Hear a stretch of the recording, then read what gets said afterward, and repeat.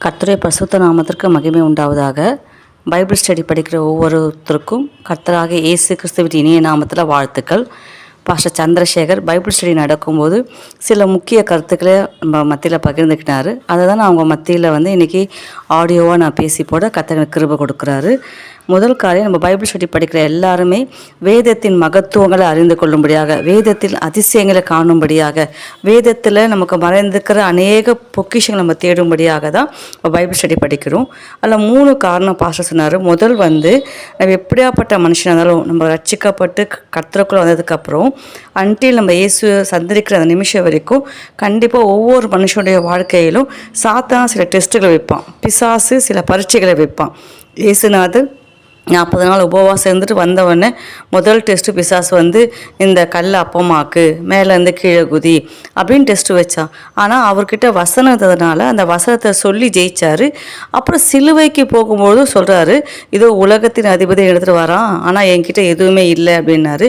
அப்போ நம்ம கூட வாழ்க்கையில் ஒவ்வொரு தருணமும் கண்டிப்பாக சாத்தான் எக்ஸாம் வைப்பான், பிசாசு நமக்கு பரீட்சைகளை வைப்பான். அந்த பரீட்சைகளை மேற்கொள்ளணும், அந்த பரீட்சையில் நம்ம ஜெயித்து வரணும் அப்படின்னா நமக்குள்ளே சத்தியங்கள் இருக்கணும், நமக்குள்ளே வேத வசனங்கள் இருக்கணும்.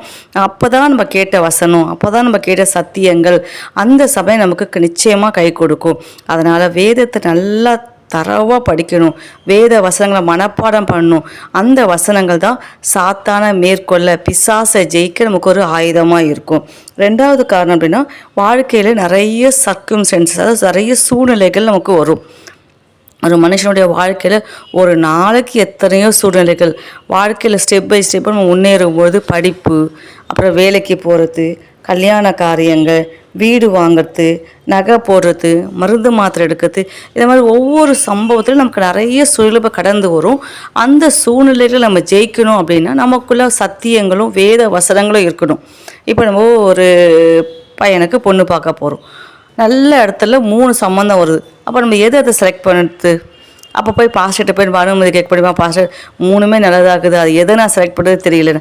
அந்த சமயத்தில் தான் நம்ம கேட்ட சத்தியங்களும் வேத வசனங்களும் நமக்கு கை கொடுக்கும்.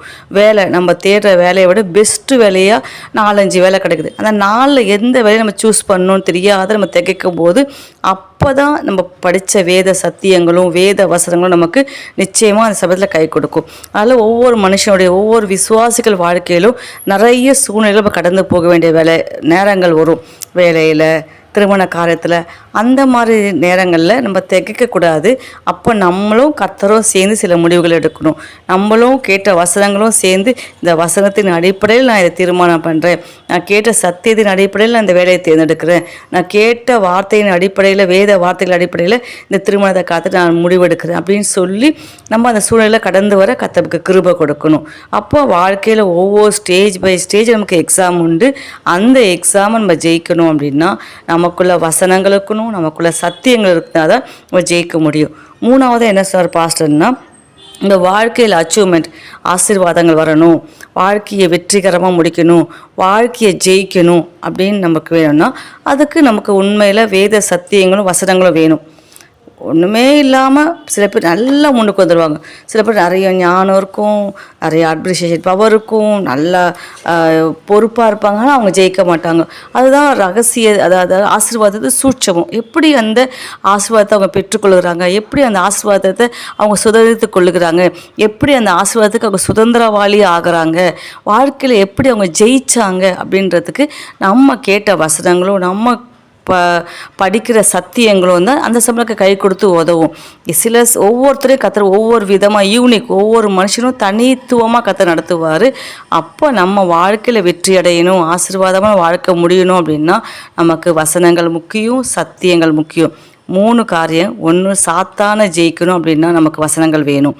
வாழ்க்கையில் சூழ்நிலைகளை நமக்கு ஜெயிக்கணும்னா வசனங்கள் வேணும். வாழ்க்கையை நம்ம வெற்றிகரமாக முடித்து ஆசீர்வாதமாக மாற்றணும் அப்படின்னா நமக்கு கண்டிப்பாக வசனங்களும் சத்தியங்களும் வேத சத்தியங்களும் முக்கியமாக இருக்கும். அதனால் நம்ம ஒவ்வொருத்தரும் பைபிள் ஸ்டடியில் கலந்துக்கங்க. பைபிள் ஸ்டடி படிக்கும்போது அது நம்ம வாழ்க்கைக்கு மிகவும் பிரயோஜனமாக இருக்கும். அல்லேலூயா.